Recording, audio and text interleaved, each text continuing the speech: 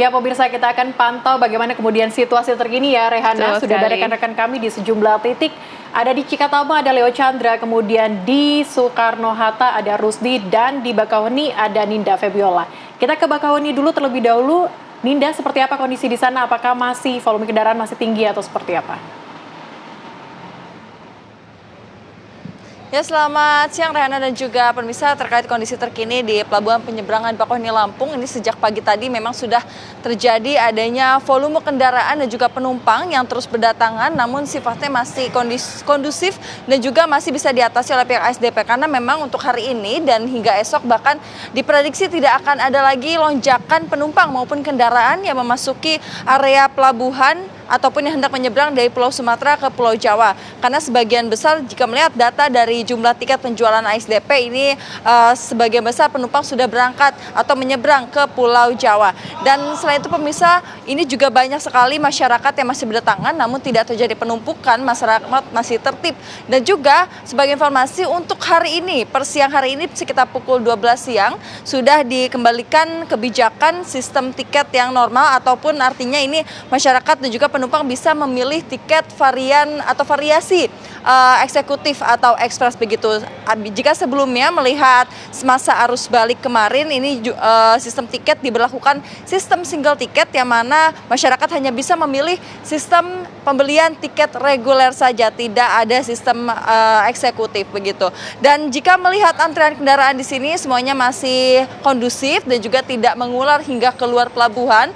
Jika melihat hari sebelumnya kemarin bahkan sempat terjadi kendaraan antrian yang mana begitu panjang tetapi juga masih kondusif sifatnya, berbeda dengan pada puncak arus balik hari pertama. Ini jumlah kendaraan yang memasuki area pelabuhan mengular begitu panjang hingga ke tol lintas Trans Sumatera begitu. Dan juga pemirsa, jika melihat kondisi di sini pejalan kaki juga sudah begitu sepi ya, namun juga tidak terjadi penumpukan sama sekali, karena memang pejalan kaki di sini terurai jumlahnya. Apabila jika melihat dari informasi ASDP, memang jumlah menyeberang ataupun masyarakat yang hendak dari Sumatera ke Pulau Jawa ini akan sedikit terurai karena tidak terfokus pada hari Lebaran begitu. Berbeda dengan hari Lebaran, jika kendaraan ataupun kapal yang hendak menyeberang ke Pulau Sumatera ini terfokus di hari Lebaran saja. Berbeda dengan arus balik yang terurai di beberapa hari begitu. Dan untuk fasilitas yang ada di sini pemirsa, masyarakat juga bisa menunggu antrian saat masuk ke kapal ini dengan aman dan juga nyaman, karena tersedia beberapa stand-stand makanan yang begitu variasi, dan juga ada playground untuk anak-anak, serta juga di belakang saya ini merupakan mall yang fasilitasnya sudah cukup baik untuk dikunjungi oleh masyarakat begitu. Dan terkait penyeberangan maksud kami, terkait jadwal penyeberangan kapal ini, pihak ASDP menginformasikan bahwa masyarakat maksimal akan menunggu selama 3 jam. Namun jika arus penyeberangan lancar ataupun tidak ada terkendala sama sekali, biasanya maksimal 1 jam masyarakat ataupun kendaraan sudah menyeberang dari Pulau Sumatera ke Pulau Jawa begitu. Namun estimasi waktu maksimal 3 jam tersebut itu di luar dari apabila diberlakukannya skema delaying system yang sempat terjadi di hari puncak arus balik kemarin. Sementara kembali ke studio Rehana dan juga Celia. Baik, nampaknya arus lalu lintas di sana kondusif. Terima kasih Ninda Febiola atas laporan Anda, dan juga pemirsa, kita akan mengupdate informasi lainnya dari Cikatama. Ada Leo Chandra yang sudah siap mengabarkan untuk Anda. Leo, bagaimana situasi lalu lintas di sana? Silakan.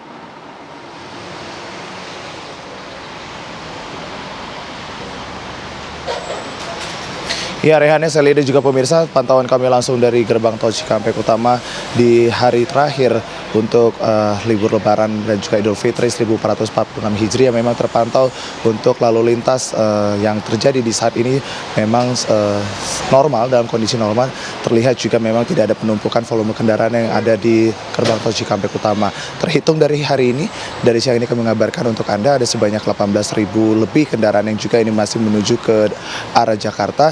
Namun memang tidak terjadinya pelambatan kecepatan kendaraan yang terjadi di gerbang tol Cikampek Utama. Jika kita melihat dari peningkatan volume kendaraan pada arus balik di H+5 dan juga 6 kemarin, ini total ada sebanyak 200.000 lebih kendaraan yang juga ini mengalami peningkatan dibanding dengan tahun sebelumnya.